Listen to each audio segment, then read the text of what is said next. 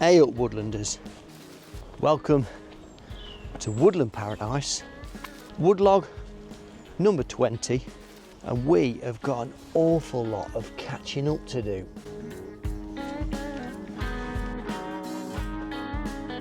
Come on, Bella. It's better. Today is September the 12th, 2024, and we're back in the woodland. I've had a little bit of a break.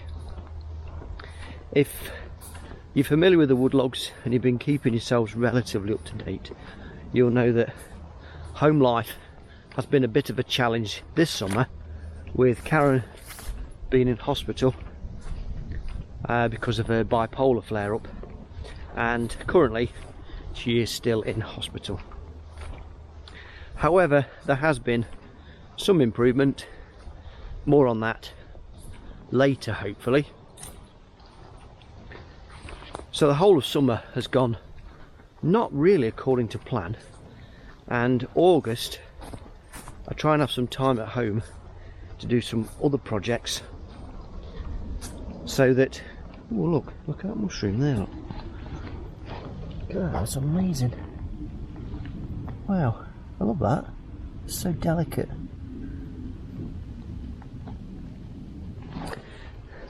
Anyway, back to the job in hand. I wanted to get a whole ruck of stuff done in August. Didn't really get a chance, but I did get some jobs done. I'll fill you in on some details in a little bit, bore you to death with all of that. Today I'm on brush cutting. I've got some felling to do, some more ash trees that are dying, and there's a bit of a miniature clear fell again, but the brambles have come back like crazy again this year, as they do. So I'm rearranging how I'm going to do my felling this year. Normally I do all my own felling of the bigger timbers. Usually ends up being about February, March, but then I struggle to get them out because it's always so wet, so I end up getting in a mess with the whole extraction thing. So this year I'm changing it round, and I'm going to do my felling first in September and get all the extraction done hopefully in September, before the rains come and before it all gets really wet. This isn't really absolutely essential, but to be quite honest, I do get particularly fed up with falling over bramble and breaking my neck while I'm trying to fell the trees. So that's what we're doing. These are the ash trees that are dead or nearly dead, and I think there's about 100 trees here from memory that are nearly dead, and I'd like all of them out. And if my felling goes to plan, I may well actually just take the lot out, but as long as I can get half of them done, then I'll be happy enough. I may even discover some of last year's felling that I didn't get to extract because I couldn't find it all, could I? Because the bramble had grown up so badly, I couldn't find the timber that actually felled. The brush cutter I use is a Stihl FS 450, I think it is, 450, yeah, something like that. It's an old brute, but it still works. Bit of a carburetor service in the summer because it packed up on me. And then for getting brambles down, I use one of these Oregon shredding blades, which has got these downturned wings on it, which is brilliant. It is getting decidedly battered now, and those bits have worn away. There's probably a bit more life in it yet. But I have bought a Stihl one because it was on offer on Amazon, and it's the same style and size-ish, but it fits this head better, and I'll explain that another day.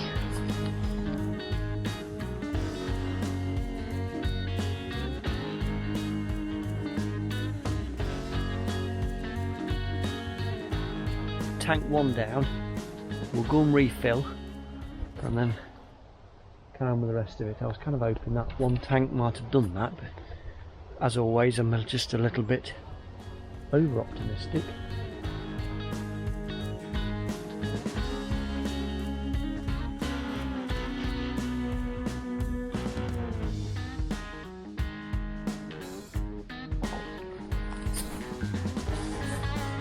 Well, I've not quite finished it, but we're was somewhere close. I've not really had a full day on it because of the old school runs and all that. One of my jobs I got busy with in August, which wasn't really on the plans, is a little job at home, which turned out to be rather an enormous job. It was simply a case of fix a few bricks on the bathroom wall. It turns out that somebody had put a piece of steel in to act as a lintel for the bricks. Of course, the steel had delaminated due to rot, and that had managed to jack the brickwork up and out. And to make matters worse, once we'd actually decided to tear it down and start again, we found out that the inner skin of bricks wasn't actually tied into the outer skin of bricks at all. So we had no choice but to tear the wall down, about 10 courses, put a new lintel in, which was mauling about, and I've bricked up the window because I want eventually to have the bathroom roof repaired and put like a skylight type thing in, something along those lines. So I bricked up the window, which makes it look like a Victorian window tax. So that was one of the major jobs I've been doing in August, which is another reason why we've not been out on the woodlogs. I do tend to like a bit of time to myself, a bit of no YouTube time in August. It's just nice to have a camera shoved in your face all the time. And I know I'm the one that shoves it in my face, but you know what I mean. I haven't got to talk to nobody while holding a camera. So I hope you forgive the absence. I've got a whole load of other things to tell you yet, but we'll save them for tomorrow. I don't know about you, whether you've noticed how the weather's just changed. Here in the UK, it's now middle of September, and suddenly in the last week, boy, it's gone cold. Almost to the point where I feel like I need to light a fire. It's quite unbelievable. We had sort of summer was hanging on and hanging on through a bit of September, and all of a sudden, and the leaves are changing, autumn is arriving.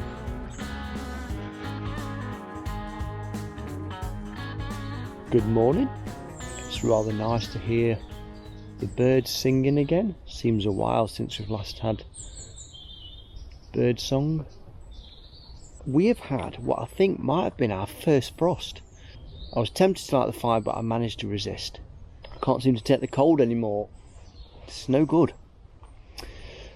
That's what losing weight does for you. Today we're back at the woods. We're going to do basically the same as yesterday, brush cutting. A couple of things we managed to get done in August was, one was timber extraction, so we managed to get all of the timber out of the bottom end while it was dry and get it all stacked up on there. And then the other job we managed to get done in August was the time-lapse trees. So the time-lapse tree that fell down in January because of a storm, it was rotten. I got permission from the lady landowner if I could replant the trees, because her husband planted that tree about 40 odd years ago, 50 years ago, and it's the only tree in the field really, and she was more than happy for me to source the trees, go and plant them. So we did that.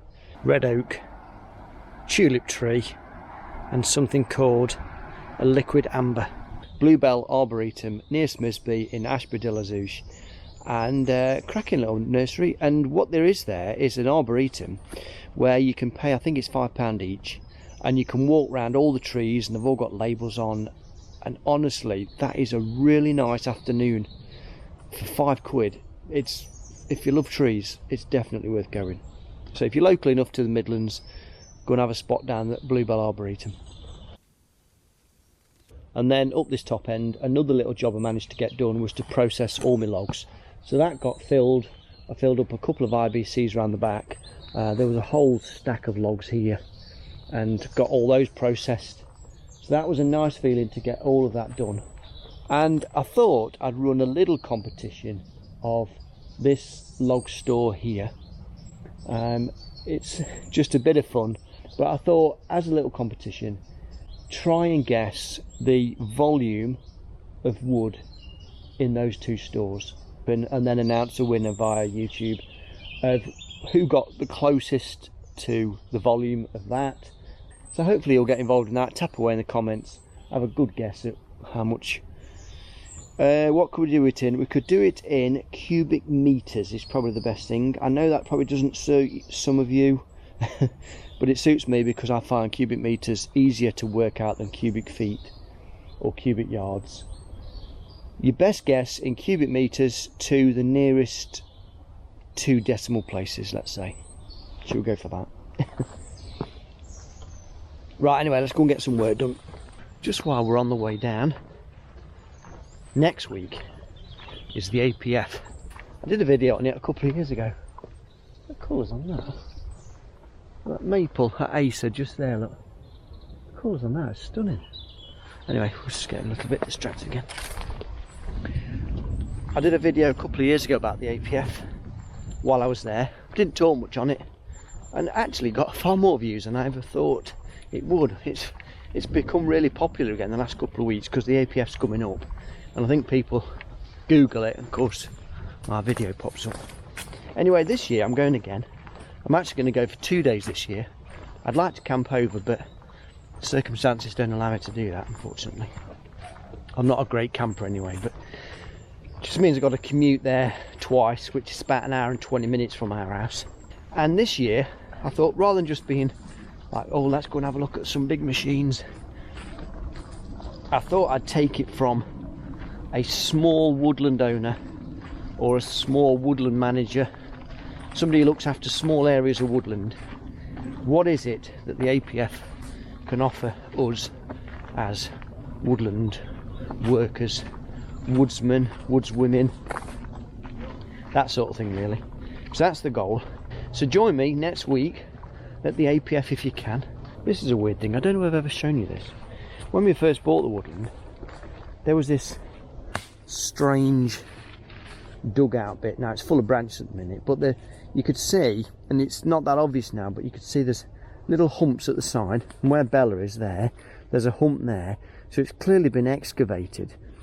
I've even got stuck in the tractor with it once as well because I didn't judge it very well. When it's a sea of bramble, you just can't tell it's there anymore. But I always often wondered why on earth they decided to dig this strange thing that I think was dug after the trees were planted. And I thought, I wonder if somebody was going to be buried here and then they decided against it, but I don't really know.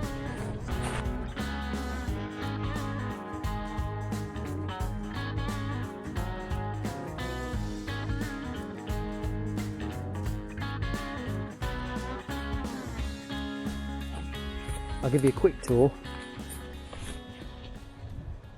I've managed to do all underneath the ash trees and got into what was chestnut coppice.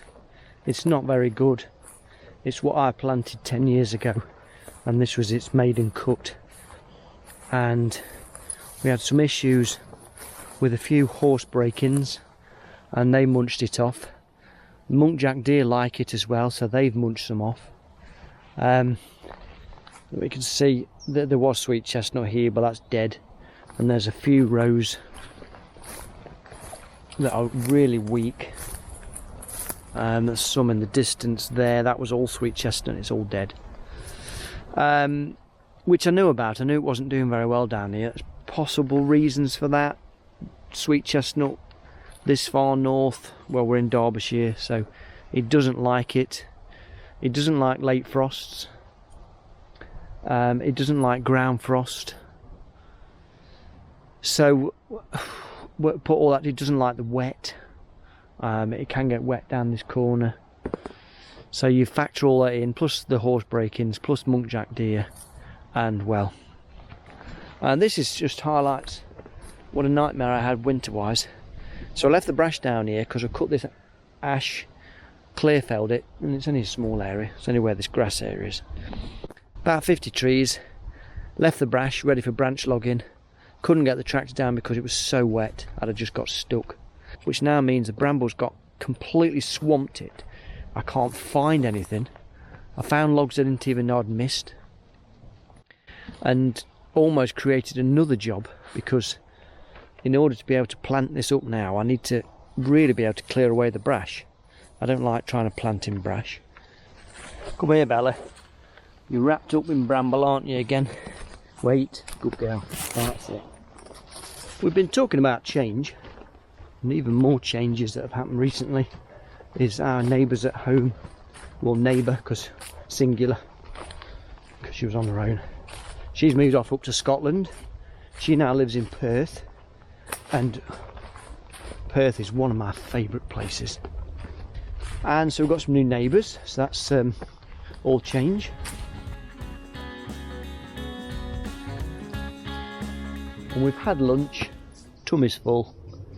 We're gonna, well, me as in we, the royal we, have a go at this. Just beyond these oaks and that, I've got some softwoods I planted a long time ago now. It's good, I'd say good 5 or 6 years ago, and they've not done very well really at all.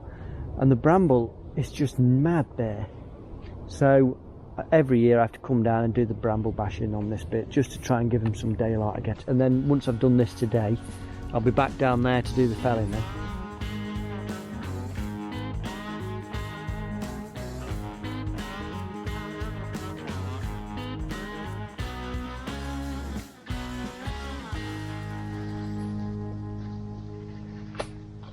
We've not quite finished, but we've made a start. I've got a dash because I got picked Karen up from hospital because she's coming home for a couple of days. Karen's bipolar. She had a relapse about nearly 4 months ago now. And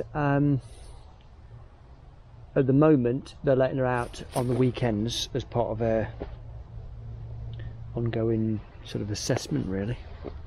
So I'll go and pick her up and she'll have a couple of days at home, see how she is. So I'll see you on Monday morning. I've got bramble wrapped around my legs.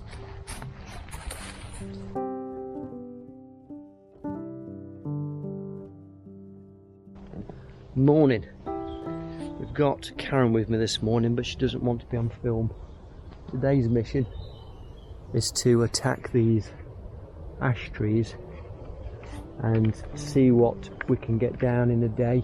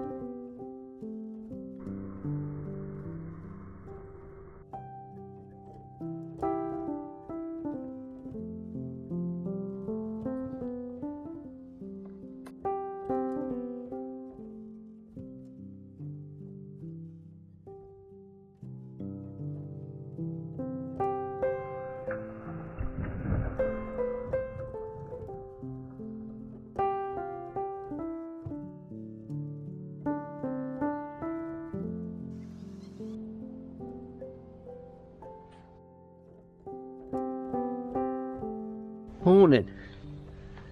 Yesterday we had to leave just a little bit quickly. We got a call from the school. Ellery took ill at school and had got to come home, so we had to dash off, pick her up, and so I spent the rest of the afternoon doing other odd jobs.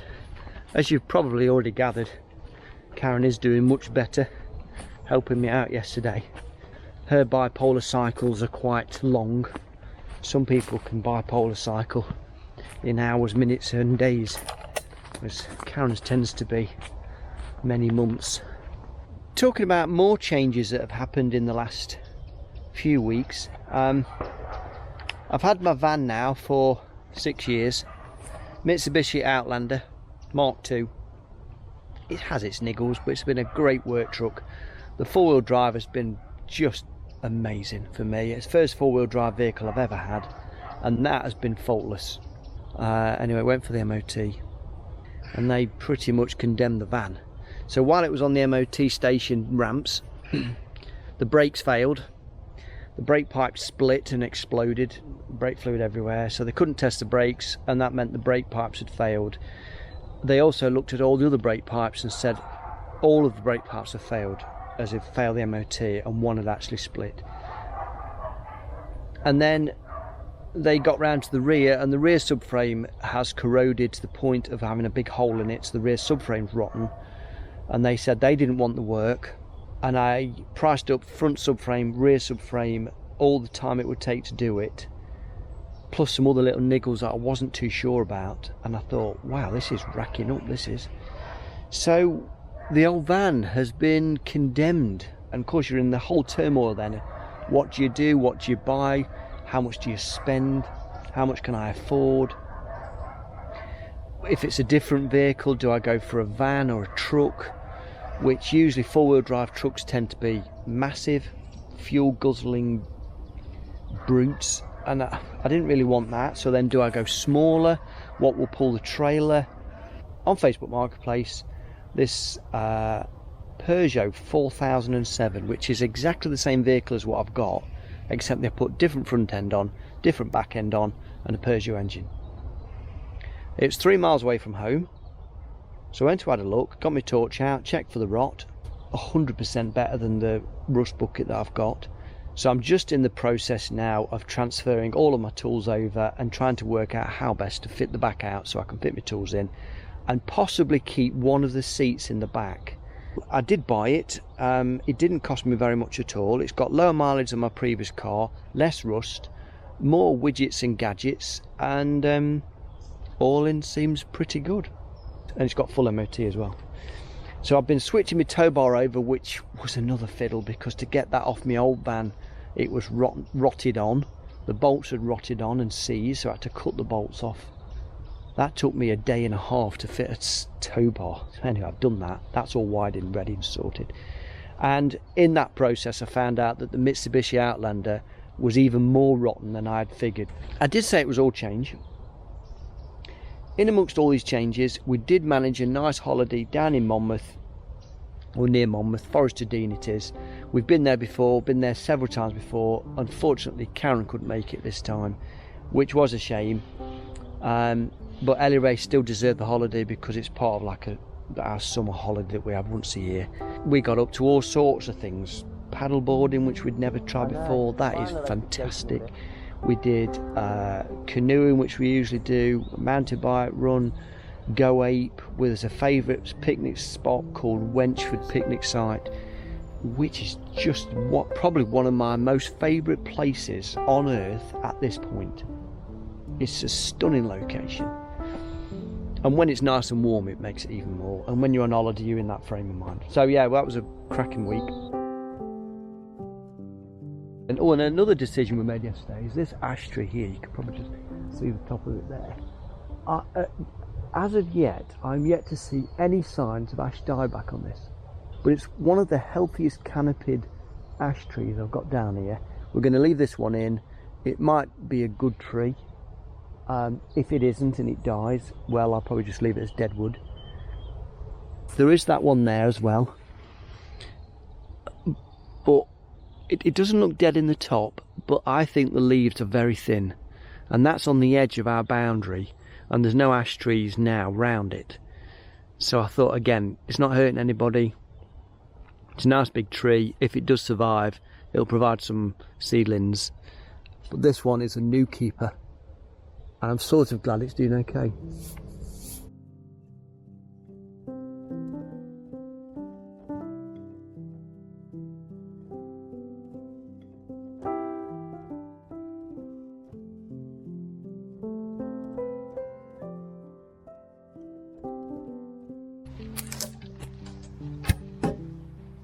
In the panic to change the van over, I've not put my timber tongs in, so I'm having to hand pick everything. Because I haven't really done any felling for a few months, my back's giving me jip as well.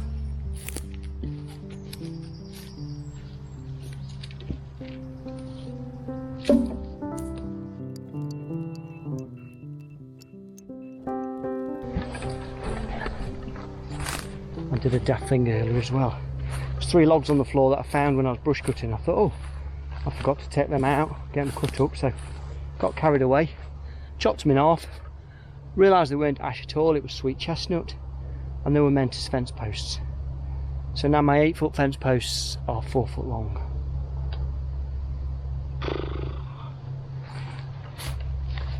I think it's time for bed. See you tomorrow.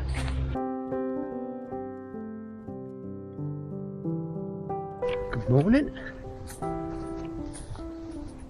Something else we got up to in August was Eddie Glue contacted us.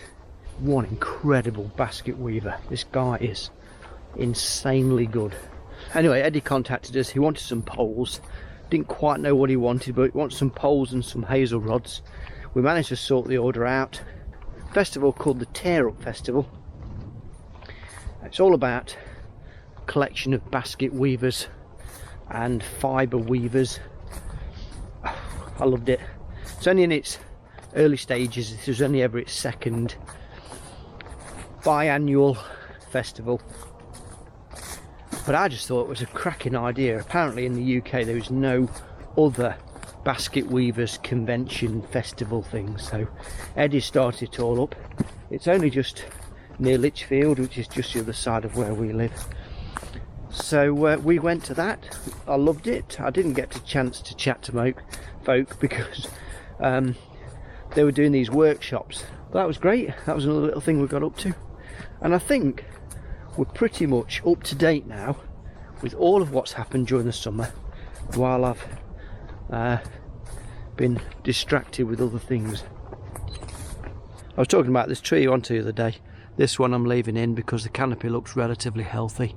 Let me know what you think. I'm always interested to know what your overall feelings are. Do you think it's got any signs of ash dieback? The only thing that I did see, was it this tree? Yeah, which I don't think it is. Was these sort of long, I wouldn't say they're splits, they look like just fissures of the bark. Of course, ash, when it does get older, does have quite deep fissured bark. When it's young like this, it's always quite a smooth, thin bark. Anyway, let me know what you think. I can't see anything on it that looks like it's got any sign of dieback yet. We haven't got a long time today. We've only got till lunch. I want to try and get about 10 trees down if I can before lunch, because today is all about prep for the APF tomorrow. This woodlog is going to be out tonight, hopefully, which will be the night before the APF. So you're more than welcome, if you catch this woodlog as it's released, pop over and see us at the APF Thursday and Friday. And best way to contact me is by email. I've got a whole load of things to shop for, a whole load of things I'm interested in, so I'll bring you along for that.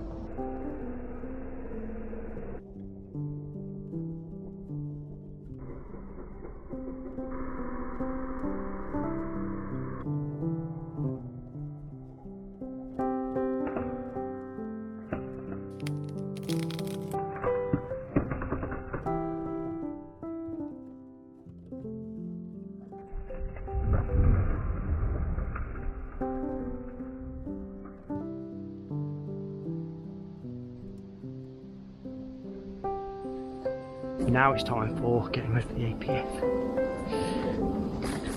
That's it for this particular woodlog. I told you it was about all the changes. Hopefully we're all up to date now. Let me know if something's changed in your life, for the better or worse. I don't mind listening to you. But if you're able to, see you at the APF.